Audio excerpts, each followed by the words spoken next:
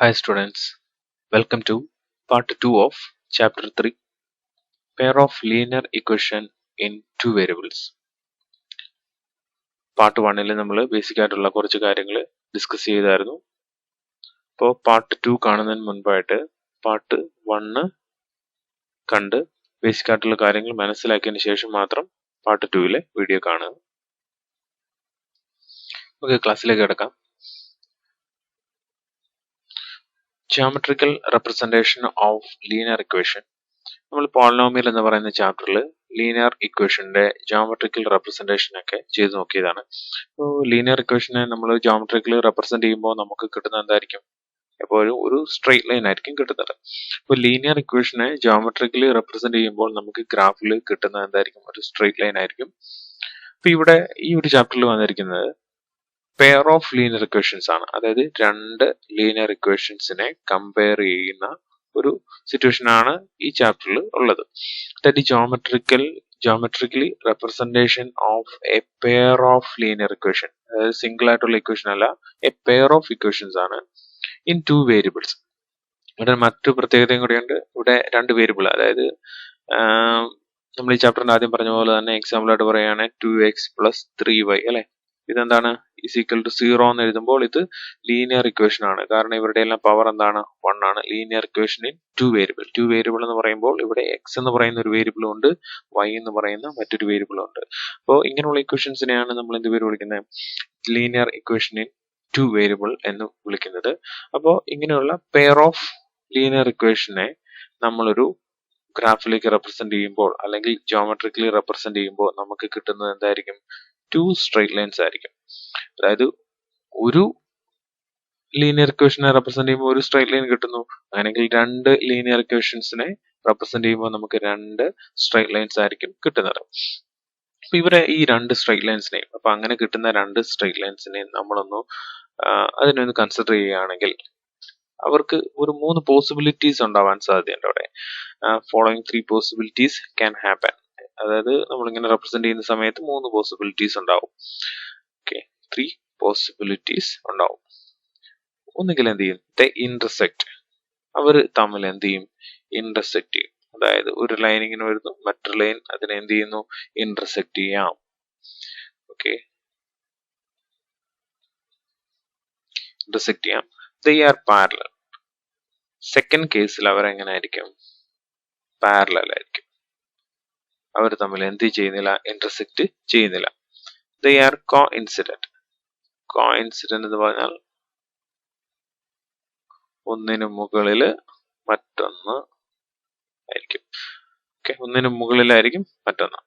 അവർ തമ്മിൽ എല്ലാ പോയിന്റിലും ഏത് പോയിന്റ് എടുത്താലും അവിടെ എല്ലാവരും എന്ത് ചെയ്യുന്നുണ്ട്? ഇന്റർസെക്ട് ചെയ്യുന്നുണ്ട്. ഓക്കെ, അപ്പോ ഫസ്റ്റ് കേസ് എന്ന് പറയുന്നത് ദേ ഇന്റർസെക്ട്. അവരെന്ത് ചെയ്യുന്നു? ഇന്റർസെക്ട് ചെയ്യുന്നു. സെക്കൻഡ് കേസിൽ എന്ന് പറയുന്നത് എന്താണ്? They are parallel. Third case എന്ന് പറയുന്നത് ദേ ആർ കോഇൻസിഡന്റ് ആയിരിക്കും. അപ്പൊ ഇങ്ങനെ 3 പോസിബിലിറ്റീസ് ആണ് ഒരു പെയർ ഓഫ് ലീനിയർ ഇക്വേഷനെ ജോമെട്രിക്കലി റെപ്രസെന്റ് ചെയ്യുമ്പോൾ നമുക്ക് കിട്ടുന്നത്. ഈ 3 സിറ്റുവേഷൻസ് നോക്കാം. ഇതിൽ ഫസ്റ്റ് പറഞ്ഞ ഏതാണ്? ദി ഇന്റർസെക്ട് ചെയ്യുന്നു. They are parallel. അവരെങ്ങനെ ആയിരിക്കും? പാരലൽ ആയിരിക്കും. അല്ലെങ്കിൽ അവരെന്തായിരിക്കും? കോഇൻസിഡന്റ് ആയിരിക്കും. ഒന്നിനു മുകളിലായിരിക്കും മറ്റൊന്ന് വരുന്നത്. ഓക്കെ, അപ്പൊ ഈ 3 കേസിനെ പറ്റി കുറച്ചുകൂടി ഒന്ന് ഡീറ്റെയിൽ ആയിട്ട് പറയാം. The lines may intersect. Lines may intersect in A single point. അപ്പൊ നമ്മൾ ആ ഗ്രാഫിൽ കണ്ടാണ് അല്ലെ. നമുക്ക് ഇങ്ങോട്ടേക്ക് ആ ഗ്രാഫ് വരച്ചിടാം. ഇത് ഫസ്റ്റ് കേസ്, കേസ് 1. കേസ് 2 എന്ന് പറയുമ്പോൾ എന്താണ്? അവർ പാരലൽ ആണ്. കേസ് 3 എന്ന് പറയുമ്പോൾ കോഇൻസിഡന്റ് ചെയ്യുന്നു.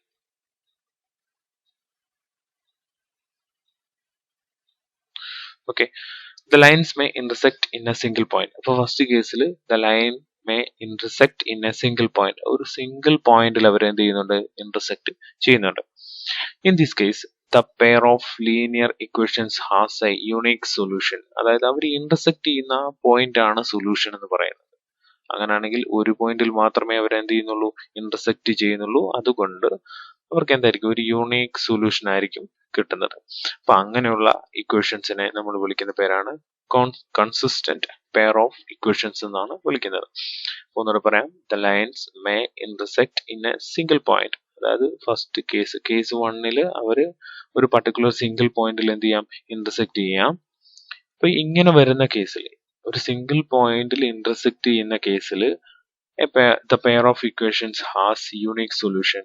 ആ രണ്ട് ഇക്വേഷൻസിനും എന്തായിരിക്കും, ഒരു യൂണിക് സൊല്യൂഷൻ ഉണ്ടായിരിക്കും. അപ്പൊ അങ്ങനെ യൂണിക് സൊല്യൂഷൻ കിട്ടുന്ന പെയർ ഓഫ് ഇക്വേഷൻസിനെ നമ്മൾ വിളിക്കുന്ന പേരെന്താണ്, കൺസിസ്റ്റന്റ് പെയർ ഓഫ് ഇക്വേഷൻസ് എന്നാണ് വിളിക്കുന്നത്. ഇനി കേസ് സെക്കൻഡിലേക്ക് നോക്കാം. The lines may be parallel.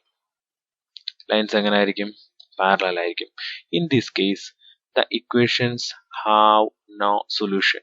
നമ്മൾ നേരത്തെ പറഞ്ഞു, അവർ ഇന്റർസെക്ട് ചെയ്യുന്ന പോയിന്റ് ആണ് എന്തായിട്ട് മാറുന്നത്, സൊല്യൂഷൻ ആയിട്ട് മാറുന്നത്. പക്ഷെ ഇവിടെ ഇന്റർസെക്ഷൻ ഒന്നുമില്ല, അവർ തമ്മിൽ ഇന്റർസെക്ട് ചെയ്യുന്നേ ഇല്ല. അപ്പൊ എന്തായിരിക്കും, ദേ ഹാവ് നോ സൊല്യൂഷൻ. അപ്പൊ അങ്ങനെ വരുന്ന പെയർ ഓഫ് ഇക്വേഷൻസിന് എന്തുണ്ടായിരിക്കത്തില്ല, സൊല്യൂഷൻസ് ഉണ്ടായിരിക്കത്തില്ല. അപ്പൊ സൊല്യൂഷൻ ഇല്ലാത്ത എങ്ങനെ ഉള്ള പെയർ ഓഫ് ഇക്വേഷൻസിനെ നമ്മൾ വിളിക്കുന്ന പേരെന്താണ്, ഇൻകൺസിസ്റ്റന്റ് പെയർ ഓഫ് ഇക്വേഷൻസ് എന്നാണ് വിളിക്കുന്നത്. ആദ്യത്തെ കേസിൽ യൂണിക് സൊല്യൂഷൻ ഉള്ള പെയർ ഓഫ് ഇക്വേഷൻസിനെ കൺസിസ്റ്റന്റ് എന്ന് വിളിച്ചു. സെക്കൻഡ് കേസിൽ ഇന്റർസെക്ട് ചെയ്യാത്ത, സൊല്യൂഷൻസ് ഇല്ലാത്ത പെയർ ഓഫ് ഇക്വേഷൻസിനെ ഇൻകൺസിസ്റ്റന്റ് പെയർ ഓഫ് ഇക്വേഷൻസ് എന്ന് വിളിച്ചു. തേർഡ് കേസ് എന്ന് പറയുന്നത് the lines may be coincident. In this case the equations have infinitely many solutions. ഇക്വേഷൻസിന് എന്തായിരിക്കും, ഇൻഫിനിറ്റ്ലി മെനി സൊല്യൂഷൻസ് ഉണ്ടായിരിക്കും. എന്തുകൊണ്ടായിരിക്കും, ഒരു ലൈനിന്റെ പുറത്താണ് മറ്റൊരു ലൈൻ വരച്ചിരിക്കുന്നത് അല്ലെങ്കിൽ വന്നിരിക്കുന്നത്. അപ്പോൾ എന്താ സംഭവിക്കുന്നത്, അവര് എല്ലാ പോയിന്റിലും അല്ലെ, ഒരു ലൈൻ ഇങ്ങനെ വന്നിരിക്കുന്നു, അതിന്റെ മുകളിലൂടെയാണ് മറ്റേ ലൈൻ പോയിരിക്കുന്നത്. അതിന്റെ അർത്ഥം എന്ന് പറഞ്ഞാൽ അതെന്താണ് മീൻ ചെയ്യുന്നത്, അവരെല്ലാ പോയിന്റിലും എന്ത് ചെയ്യുന്നുണ്ട്, ഇന്റർസെക്ട് ചെയ്യുന്നുണ്ട്. അതുകൊണ്ട് ഇൻഫിനിറ്റ്ലി മെനി സൊല്യൂഷൻസ് ഉണ്ടായിരിക്കും, ഒരുപാട് സൊല്യൂഷൻസ്. അതായത് ഇന്റർസെക്ട് ചെയ്യുന്ന ഏത് പോയിന്റ് എടുത്താലും അതെല്ലാം ഈ ഇക്വേഷൻസിന്റെ എന്തായിരിക്കും, സൊല്യൂഷൻസ് ആയിരിക്കും. അപ്പൊ അങ്ങനെയുള്ള ഇക്വേഷൻസിനെ നമ്മൾ വിളിക്കുന്ന പേരാണ് ഡിപ്പെൻഡന്റ് പെയർ ഓഫ് ഇക്വേഷൻസ്, അല്ലെങ്കിൽ കൺസിസ്റ്റന്റ് എന്ന് തന്നെ വിളിക്കാം, കാരണം അവിടെ ഒരു സൊല്യൂഷൻ ഉണ്ട്. അപ്പോൾ ഡിപ്പെൻഡന്റ് പെയർ ഓഫ് ഇക്വേഷൻസ് എന്ന് വിളിക്കുന്നു, അല്ലെങ്കിൽ മറ്റു രീതിയിൽ കൺസിസ്റ്റന്റ് എന്നും പറയാം. ഓക്കെ, അപ്പോ ഇത്രയും കാര്യങ്ങൾ മനസ്സിലായെന്ന് വിചാരിക്കുന്നു. നമുക്കൊരു എക്സാമ്പിൾ നോക്കാം. അഖില went to a fair in her village. She wanted to enjoy rides on giant wheel and play hoopla. ഹൂപ്ല എന്നൊക്കെ പറയുന്നത് ഗെയിമാണ്. അപ്പോ അഖില 2 കേസാണ് അറ്റൻഡ് ചെയ്യുന്നത്. ഒന്ന്, enjoy rides on giant wheel and play hoopla. The number of times she played hoopla is half the number of rides she had on the giant wheel. അപ്പൊ ഈ pair of linear equation എന്ന് പറയുന്ന ഈ ചാപ്റ്ററിൽ നമുക്ക് കൂടുതലായിട്ടും ചിലപ്പോൾ direct equations തരാം സോൾവ് ചെയ്യാനായിട്ട്, അല്ലെങ്കിൽ ഇതുപോലുള്ള വെഡ് പ്രോബ്ലം തന്നിട്ട് അതിൽ നിന്നും ഇക്വേഷൻ ഫോം ചെയ്തതിന് ശേഷം അതിനെ സോൾവ് ചെയ്ത് ആൻസറിലേക്ക് വരേണ്ടതായിട്ട് വരും. ഇപ്പൊ പെയർ ഓഫ് ലീനിയർ ഇക്വേഷൻസിന്റെ അകത്ത് ഇക്വേഷൻസ് ഫോം ചെയ്യണമെങ്കിൽ, 2 ഇക്വേഷൻ ഫോം ചെയ്യണമെങ്കിൽ 2 കണ്ടീഷനും ഉണ്ടായിരിക്കും. അപ്പൊ അത് ക്വസ്റ്റ്യനിൽ ഒന്ന് നോട്ട് ചെയ്യാം. ഇവിടെ പറഞ്ഞിരിക്കുന്നത് the number of times she played hoopla is half the number of rides she had on the giant wheel എന്നാണ് പറഞ്ഞിരിക്കുന്നത്. അപ്പൊ ജയന്റ് വീലിന്റെ കേസിൽ നോക്കുകയാണെങ്കിൽ, ജയന്റ് വീലില് എക്സ് ടൈംസ് പ്ലേ ചെയ്തു എന്ന് വിചാരിക്കാം. അതിന്റെ നേരെ ഹാഫ് ആയിരിക്കും എവിടെ, ഹൂപ്ലായില് പ്ലേ ചെയ്തിരിക്കുന്നത്. അപ്പൊ ജയന്റ് വീലിൽ ഇപ്പോ 4 ടൈംസ് കയറിയിട്ടുണ്ടെങ്കിൽ ഹൂപ്ലായില് എത്രയായിരിക്കും, 2 ടൈംസ് ആയിരിക്കും. അതെന്താണ് മീൻ ചെയ്യുന്നത്, അപ്പൊ ഇവരെ തമ്മിലൊന്ന് കണക്ട് ചെയ്യണം. ഈ 2 സിറ്റുവേഷൻ, അതായത് ജയന്റ് വീലിനെയും ഹൂപ്ലായും തമ്മിൽ എന്ത് ചെയ്യണം, കണക്ട് ചെയ്യും. ഈ ഹാഫ് എന്നുള്ള കൺസെപ്റ്റ് നമുക്ക് ഒന്ന് മാറ്റി ചിന്തിക്കാം. കാരണം ഹാഫ് എന്ന് പറയുമ്പോൾ ബൈ 2 എന്ന് വരുന്നു. അതിലും നല്ലതെന്ന് പറഞ്ഞാൽ ഇതിപ്പം ചിന്തിച്ചു നോക്കാം. ഇത് ജയന്റ് വീലിൽ 4 ടൈംസ് കയറിയിട്ടുണ്ടെങ്കിൽ ഹൂപ്ലായിൽ 2 ടൈംസ് ആണ്. അപ്പൊ ഇതിന്റെ ഹാഫ് എന്നാണ് നമ്മുടെ ക്വസ്റ്റിനിൽ പറഞ്ഞത്. ജയന്റ് വീലിന്റെ ഹാഫ് എന്നാണ് പറഞ്ഞിരിക്കുന്നത് ഏത് ഹൂപ്ല എന്ന് പറയുന്നത്. ഇത് നമുക്ക് തിരിച്ചൊന്ന് പറഞ്ഞു നോക്കാം. അതായത് ഹൂപ്ലയുടെ ഡബിൾ ആണ് ഏത് ജയന്റ് വീലിൽ റൈഡ് ചെയ്തിരിക്കുന്നത്. അപ്പൊ ഹൂപ്ലയുടെ ഡബിൾ ആണ് ജയന്റ് വീലിൽ റൈഡ് ചെയ്തിരിക്കുന്നത്.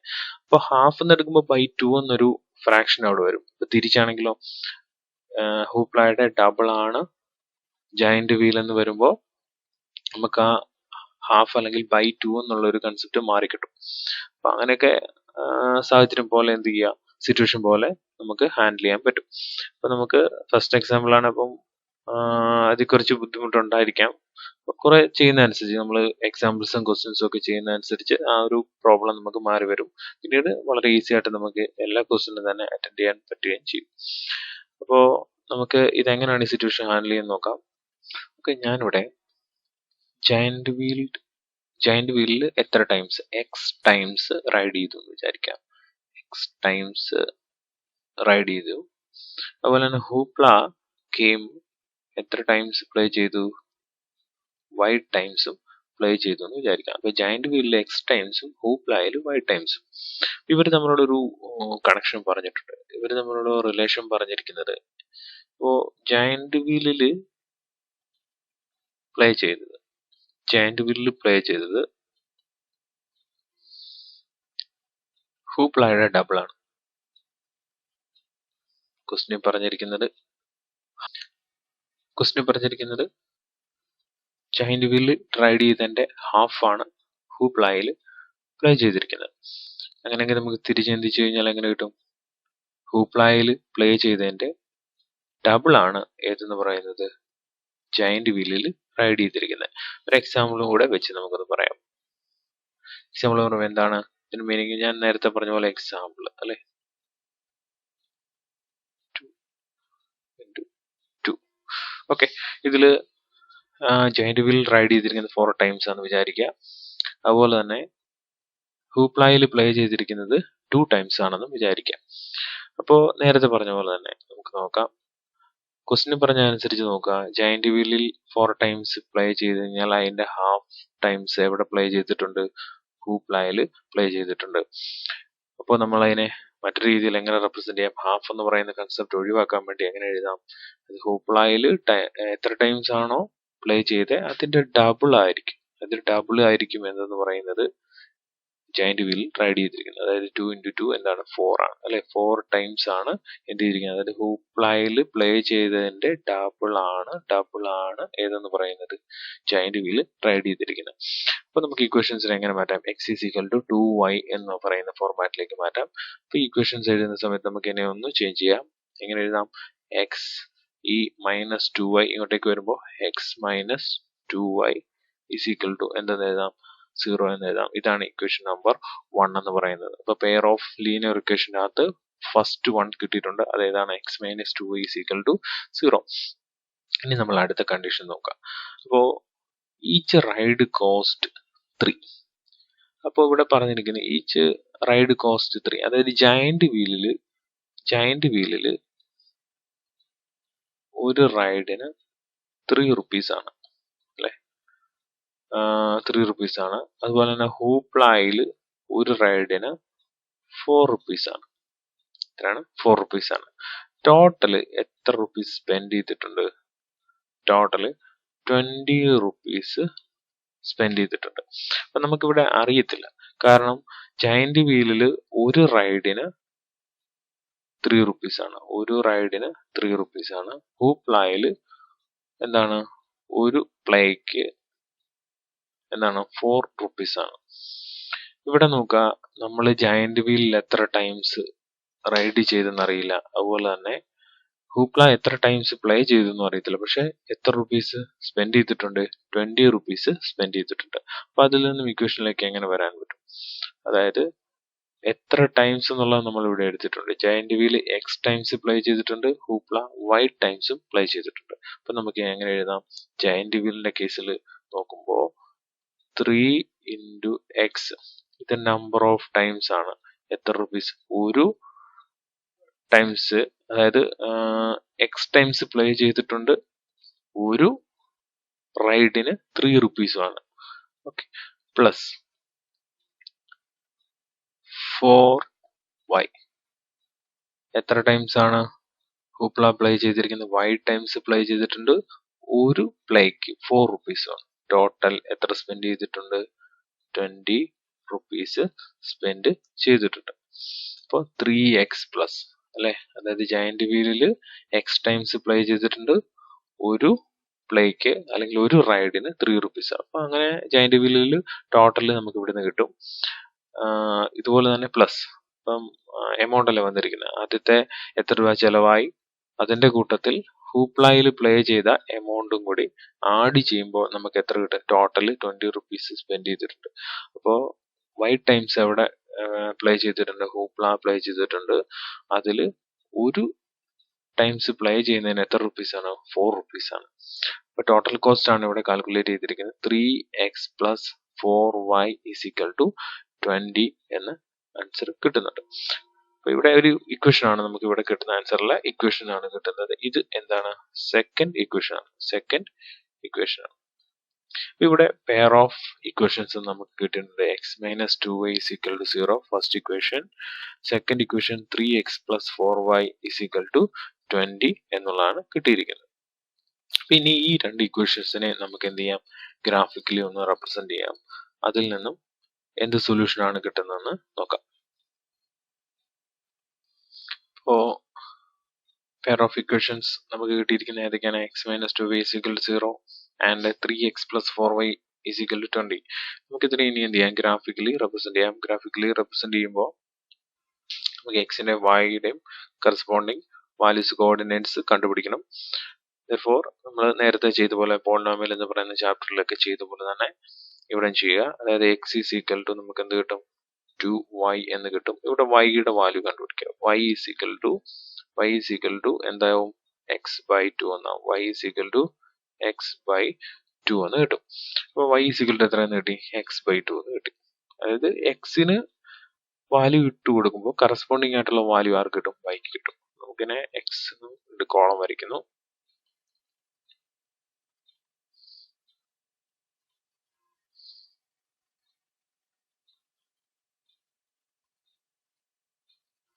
ഓക്കെ, ഇത് എക്സ് എന്തായിരിക്കും?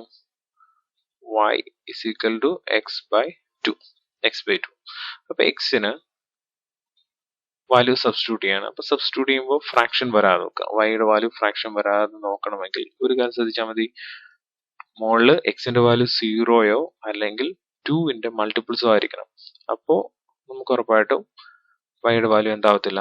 ഫ്രാക്ഷൻ ആവത്തില്ല. അപ്പൊ അങ്ങനെയുള്ള കാര്യങ്ങളൂടെ ഒന്ന് ശ്രദ്ധിക്കുക. ഇപ്പൊ ഞാൻ എക്സാമ്പിൾ പറയാം. ഇപ്പൊ എക്സിന് 1 എന്നുള്ള വാല്യൂ ഇട്ട് കൊടുക്കുകയാണെങ്കിൽ, y ഈസ് ഈക്വൽ ടു എന്താന്ന് മാറും? 1/2 എന്നായി മാറും. അപ്പൊ 1/2 എന്ന് പറയുന്ന എക്സ് കോർഡിനേറ്റ് നമുക്ക് ഗ്രാഫിൽ പ്ലോട്ട് ചെയ്യാൻ പറ്റുകയില്ല. നമുക്ക് വളരെ ബുദ്ധിമുട്ടായിരിക്കും. അപ്പോൾ നമുക്ക് നോർമലി ഉള്ള നമ്പേഴ്സ് ആയിരിക്കും എപ്പോഴും, നാച്ചുറൽ നമ്പേഴ്സ് ആയിരിക്കും എപ്പോഴും എന്തായിട്ട് വരുന്നത്, അല്ലെങ്കിൽ വോൾ നമ്പേഴ്സ് വന്നെങ്കിൽ മാത്രമേ നമുക്ക് എന്ത് ചെയ്യാൻ പറ്റത്തുള്ളൂ? ഈസി ആയിട്ട് നമുക്ക് ഗ്രാഫ് പ്ലോട്ട് ചെയ്യാൻ പറ്റത്തുള്ളൂ. അപ്പോൾ ഫ്രാക്ഷൻസ് വരാൻ നോക്കുക. എക്സിന് ഞാൻ 0 എന്ന് പറയുന്ന വാല്യൂ ഇട്ട് കൊടുത്ത് നോക്കും. 0 എന്ന വാല്യൂ ഇട്ട് കൊടുക്കുമ്പോൾ എന്തായിരിക്കും? 0/2. അപ്പോൾ വൈയുടെ വാല്യൂ എന്ത് തന്നെയാവും? 0 ആയിട്ട് മാറും. അപ്പൊ എക്സിന്റെ വാല്യൂ വൈയുടെ വാല്യൂ എന്തായി മാറി? 0 എന്നായി മാറി. ഇനി സെക്കൻഡ് കേസിൽ എന്ന് പറയുമ്പോൾ ഞാൻ ചെയ്യുന്നത് 2ന്റെ എന്തിട്ട് കൊടുക്കാം? മൾട്ടിപ്പിൾസ്. 2ന്റെ മൾട്ടിപ്പിൾ എന്താ? 2 ഇട്ട് കൊടുക്കുക. എക്സ് ഇസ് ഈക്വൽ ടു 2 എന്നിട്ട് കൊടുത്തു കഴിഞ്ഞാൽ നമുക്ക് ആൻസർ എന്തായിരിക്കും? 2/2 എന്ന് പറയുമ്പോൾ എന്ത് കിട്ടും? 1 എന്ന് വാല്യൂ കിട്ടും. അപ്പോൾ ഫസ്റ്റ് കേസിൽ ഗ്രാഫിനുള്ള എക്സ് കോർഡിനേറ്റ് വൈ കോർഡിനേറ്റ് നമ്മൾ കണ്ടുപിടിച്ചിട്ടുണ്ട്. അതായത് ഫസ്റ്റ് ഇക്വേഷന്റെ കണ്ടുപിടിച്ചിട്ടുണ്ട്. ഇനി എന്ത് ചെയ്യും? ഇതിനെ പ്ലോട്ട് ചെയ്യാം. ഇപ്പോൾ x is equal to 0, y is equal to 0. Second കേസിൽ x is equal to 2, y is equal to 1 എന്നും ആൻസർ കിട്ടിയിട്ടുണ്ട്. ഇനി സെക്കൻഡ് ഇക്വേഷൻ നോക്കാം. അപ്പോൾ ഫസ്റ്റ് ഇക്വേഷന്റെ കാര്യം കഴിഞ്ഞു. ഇനി എന്താണ് second equation? First equation okay. ഇനി എന്താണ് സെക്കൻഡ് ഇക്വേഷൻ നോക്കാം. Second equation 3x plus 4y is equal to 20. Therefore 4y is equal to 20 minus 3x. y is equal to 20 minus 3x divided by എന്ത് വരും 4 എന്ന് വരും. അപ്പൊ ഇതിനെ നമ്മൾ ഗ്രാഫിലേക്ക് എഴുതുന്നു. അതായത് X y is equal to 20 minus 3x by 4 എന്ന് വരും.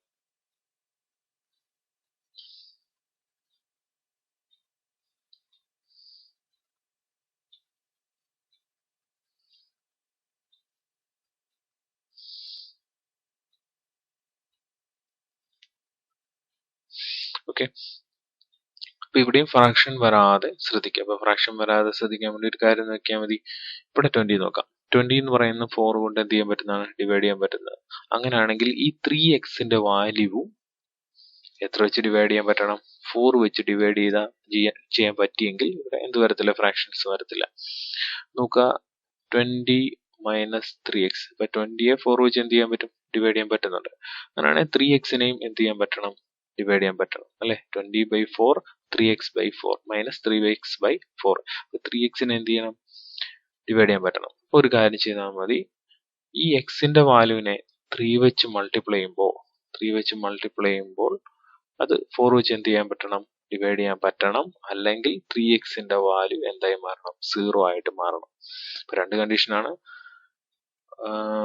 4ന്റെ അതായത് 3യും x കൂടെ മൾട്ടിപ്പിൾ ചെയ്യുമ്പോൾ 4ന്റെ മൾട്ടിപ്പിൾസ് ആയിരിക്കണം. അല്ലെങ്കിൽ 3xന്റെ വാല്യൂ കംപ്ലീറ്റ് ആയിട്ട് എന്തായിട്ട് മാറണം? 0 ആയിട്ട് മാറണം. അപ്പൊ 3xന്റെ വാല്യൂ കംപ്ലീറ്റ് ആയിട്ട് 0 ആയി മാറണമെങ്കിൽ എക്സിന്റെ വാല്യൂ എന്ത് ഇട്ട് കൊടുത്താൽ മതി? 0 ഇട്ട് കൊടുത്താൽ മതി. എക്സിന്റെ വാല്യൂ 0 ഇട്ട് കൊടുക്കുമ്പോൾ 0 × 3 എന്തായി മാറും? 0 എന്ന് മാറും. 20 മൈനസ് 0 എന്താണ്? 0. therefore 20/4 എന്ന് പറയുന്നത് എത്രയെന്ന് കിട്ടും? 5 എന്ന് ആൻസർ കിട്ടും. അപ്പൊ നമുക്ക് ചെയ്യാൻ പറ്റുന്നത് എന്താണ്? എക്സിന്റെ വാല്യൂ നമ്മൾ എന്തിട്ട് കൊടുക്കുന്നു? 0 എന്നിട്ട് കൊടുക്കുന്നു. കറസ്പോണ്ടിങ് ആയിട്ട് നമുക്ക് വൈയുടെ വാല്യൂ എത്ര കിട്ടുന്നു? 5 എന്ന് കിട്ടുന്നു. ഇനി ഞാൻ പറഞ്ഞ പോലെ തന്നെ 3യുടെയും എക്സിന്റെയും മൾട്ടിപ്ലൈ ചെയ്യുന്ന വാല്യൂ 4ന്റെ എന്തായിരിക്കണം? മൾട്ടിപ്പിൾ ആയിരിക്കണം.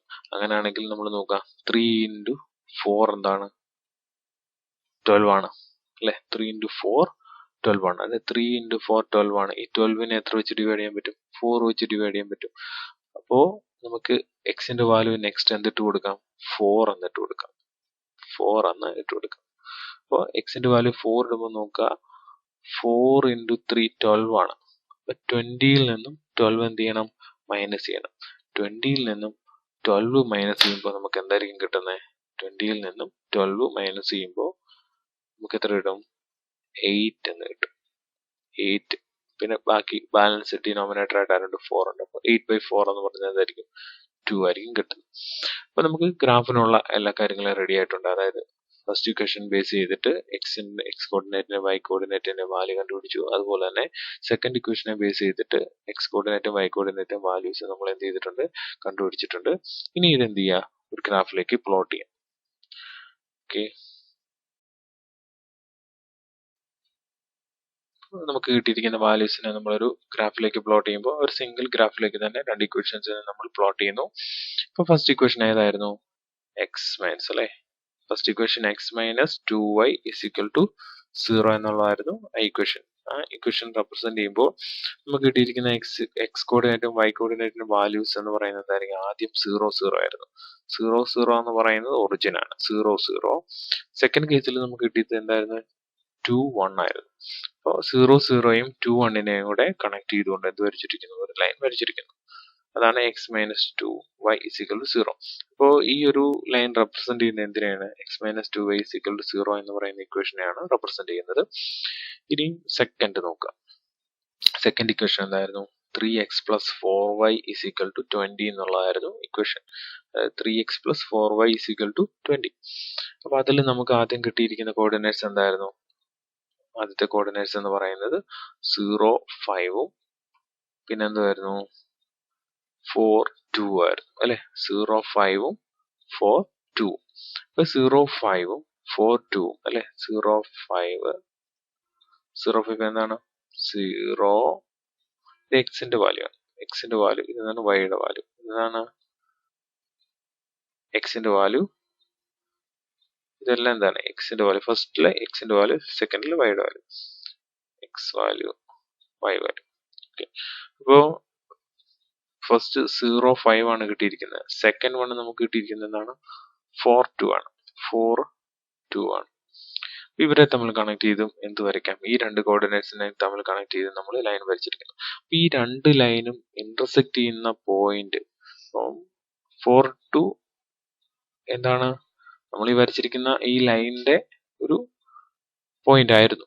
പക്ഷെ ഇത് എല്ലാ കേസിലും അങ്ങനെ വരണമെന്നില്ല. ഇപ്പൊ ഈ ഒരു കേസിൽ മാത്രം അങ്ങനെ രണ്ടും ഒന്നായിട്ട് വന്നിട്ടുണ്ടെന്ന് മാത്രമേ ഉള്ളൂ. അപ്പൊ അങ്ങനെ വരണമെന്നും പറഞ്ഞ് വിചാരിക്കരുത്.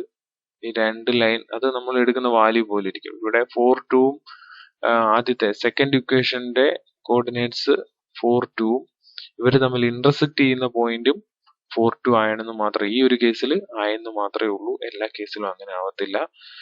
അപ്പോ ജസ്റ്റ് എന്ത് ചെയ്യാം? രണ്ട് ലൈനും നിങ്ങൾ വേറൊന്നും ആലോചിക്കണ്ട, രണ്ട് ലൈനും എന്ത് ചെയ്യുക? നല്ലപോലെ അങ്ങ് വരയ്ക്കാം. അപ്പോൾ എന്നിട്ട് ചെയ്യേണ്ട ഒരു കാര്യം, ഇവർ തമ്മിൽ ഇന്റർസെക്ട് ചെയ്യുന്ന പോയിന്റ് നോട്ട് ചെയ്യാം. ഇവിടെ ഇന്റർസെക്ട് ചെയ്യുന്ന പോയിന്റ് എന്താണ്? 4.2 ആണ്. അതായത് എക്സിന്റെ വാല്യൂ എത്രയാണ്? 4 എന്നും വൈയുടെ വാല്യൂ 2 എന്നും കിട്ടിയിട്ടുണ്ട്. അപ്പോൾ നമുക്ക് നോക്കാം. Observe that the two lines representing the two equations are intersecting at the point 4.2ൽ അവർ എന്ത് ചെയ്യുന്നുണ്ട്? ഇന്റർസെക്ട് ചെയ്യുന്നുണ്ട്. അപ്പോൾ നമുക്കൊരു കാര്യം ചെയ്യാം. ഈ ഒരു തന്നിരിക്കുന്ന കണ്ടീഷൻസിനെ ബേസ് ചെയ്ത് നമുക്കൊന്ന് ഡിസ്കസ് ചെയ്യാം എന്താണ് സംഭവിച്ചിരിക്കുന്ന കാര്യം. Point 4.2 lies on the lines represented by both the equations x minus 2y is equal to 0 and 3x plus 4y is equal to 20. അപ്പോൾ ഇതാണ് നമ്മുടെ ഇക്വേഷൻസ് എന്ന് പറയുന്നത്. അപ്പോൾ x minus 2y is equal to 0യും 3x plus 4y is equal to 20. അപ്പോൾ ഇവർ തമ്മിൽ represent ചെയ്യുന്ന ലൈൻ ഇന്റർസെക്ട് ചെയ്യുന്ന പോയിന്റ് എന്ന് പറയുന്നത് ഏതാണ്? 4.2 ആണ്.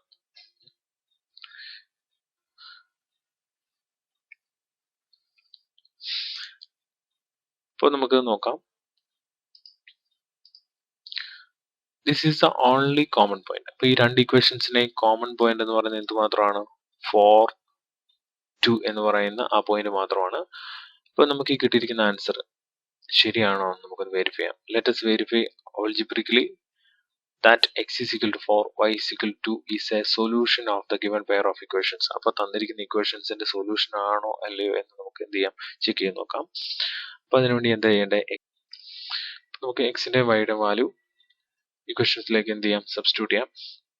അപ്പൊ ഇക്വേഷൻസ് സബ്സ്റ്റിറ്റ്യൂട്ട് ചെയ്യുമ്പോൾ ശ്രദ്ധിക്കേണ്ട ഒരു കാര്യം, സബ്സ്റ്റിറ്റ്യൂട്ട് ചെയ്തതിന് ശേഷം നമ്മൾ ബോട്ട് മാസ് റൂൾ എന്ത് ചെയ്യണം? ബോട്ട് മാസ് റൂള് അനുസരിച്ച് മാത്രമേ എന്ത് ചെയ്യാവുള്ളൂ? കാൽക്കുലേഷൻ ചെയ്യാവുള്ളൂ. അതായത് ആദ്യം multiplication 2 into 2 4, 4 minus 4 that is equal to 0. അപ്പോൾ എക്സിന്റെ വൈയുടെ വാല്യൂ ഇവിടെ എന്താകുന്നുണ്ട്? കറക്റ്റ് ആവുന്നുണ്ട്. അതായത് LHS is equal to RHS ആവുന്നുണ്ട്. ഇനി സെക്കൻഡ് കേസ് നോക്കാം. 4 into 3 എത്രയാണ്? 12. സെക്കൻഡ് ഇക്വേഷൻ ആണ്. അതായത് 3x plus 4y is equal to 20 എന്ന ഇക്വേഷനിലേക്ക് എക്സിന്റെയും വൈയുടെയും വാല്യൂ എന്ത് ചെയ്തിരിക്കുന്നു? സബ്സ്റ്റിറ്റ്യൂട്ട് ചെയ്തിരിക്കുന്നു. എക്സിന്റെ വാല്യൂ എത്രയാണ്? 4 ആണ്. അപ്പോൾ 4 into 3 12. അടുത്തത് 4 into 2 എത്രയാണ്? 8 ആണ്. അപ്പോൾ 8 plus 12 എന്ന് പറയുന്നത് 20 ആണ്. അതായത് LHS is equal to RHS. അപ്പോൾ അതിൽ നിന്ന് എന്ത് മനസ്സിലാക്കാം? x is equal to 4 എന്നും y is equal to 2 എന്ന് പറയുന്നത് ഈ പെയർ ഓഫ് ഇക്വേഷൻസിന്റെ എന്താണ്? സൊല്യൂഷൻ തന്നെയാണ്. അപ്പോ ഈ രണ്ട് ഇക്വേഷൻസും നമ്മൾ ഗ്രാഫിക്കലി റെപ്രസെന്റ് ചെയ്ത സമയത്ത് ഒരു സിംഗിൾ പോയിന്റിലാണ്, ഒരു കോമൺ പോയിന്റിലാണ് എന്ത് ചെയ്തിരിക്കുന്നത്? അവർ തമ്മിൽ ഇന്റർസെക്ട് ചെയ്തിരിക്കുന്നത്. അതിന്റെ അർത്ഥം എന്താണ്? there is one and only one solution for this pair of linear equation in two variable. അതായത് ആ രണ്ട് പെയർ ഓഫ് ലീനിയർ ഇക്വേഷനും ഒരു സിംഗിൾ പോയിന്റിലാണ് ഇന്റർസെക്ട് ചെയ്തിരിക്കുന്നത്. അതിന്റെ അതെന്താണ് മീൻ ചെയ്യുന്നത്? ആ പെയർ ഓഫ് ഇക്വേഷൻസിന് എന്താണുള്ളത്? One and only one solution മാത്രമേ ഉള്ളൂ. അതായത് ഒരേ ഒരു സൊല്യൂഷൻ, കോമൺ സൊല്യൂഷൻ മാത്രമേ ഉള്ളൂ എന്നാണ് അത് മീൻ ചെയ്യുന്നത്. ഓക്കെ, അപ്പോ ഇത്രയും കാര്യങ്ങൾ മനസ്സിലായി എന്ന് വിചാരിക്കുന്നു. അപ്പൊ നമുക്ക് കിട്ടിയിരിക്കുന്ന ആ വാല്യൂസിനെ ബേസ് ചെയ്തിട്ട് നമ്മുടെ എക്സാമ്പിളിന്റെ ആൻസറിലേക്ക് പോകാൻ പറ്റും. അപ്പൊ നമ്മൾ നേരത്തെ എടുത്തിരുന്നത് എന്താണ്? ജയന്റ് വീലർ റൈഡ്, അല്ലെ ജയന്റ് വീലർ റൈഡ് ചെയ്തിരിക്കുന്ന നമ്പർ ഓഫ് ടൈംസ്, എത്ര ടൈംസ് ആണ് ജയന്റ് വീൽ റൈഡ് ചെയ്തിരിക്കുന്നുള്ളതിന്റെ എക്സ് ടൈംസ് എന്നാണ് എടുത്തിരിക്കുന്നത്. X times. ഹൂപ്ലായുടെ കേസിൽ വൈ ടൈംസ് ആണ്. അപ്പൊ എക്സിന്റെ വാല്യൂ എത്രയാണ്? നമുക്ക് കിട്ടിയിരിക്കുന്ന എക്സിന്റെ value X is equal to 4 എന്നും y is equal to 2 എന്നുമാണ് കിട്ടിയിരിക്കുന്നത്. അതായത് ജയന്റ് വീലിൽ എത്ര ടൈംസ്? 4 ടൈംസും ഹൂപ്ല എത്ര ടൈംസ് പ്ലേ ചെയ്തിട്ടുണ്ട്? 2 ടൈംസും പ്ലേ ചെയ്തിട്ടുണ്ട് എന്ന് നമുക്ക് എന്തും കിട്ടിയിട്ടുണ്ട്? ആൻസറും കിട്ടിയിട്ടുണ്ട്. അപ്പോൾ എങ്ങനെയാണ് ഒരു ലീനിയർ ഇക്വേഷൻ 2 വേരിയബിളിനെ പെയർ ഓഫ് ലീനിയർ ഇക്വേഷൻ 2 വേരിയബിളിനെ ഗ്രാഫിക്കലി റെപ്രസെന്റ് ചെയ്യുന്നതെന്നും അതിൽ നിന്ന് ആൻസറിലേക്ക് എങ്ങനെ വരണമെന്നുള്ള കാര്യം മനസ്സിലായി എന്ന് വിചാരിക്കുന്നു. ഇതിന്റെ ബാക്കി പോർഷൻസും കൂടുതൽ എക്സാമ്പിൾസും മറ്റുള്ള കാര്യങ്ങളുമായി നമുക്ക് പാർട്ട് 3 കാണാം. Okay, thank you.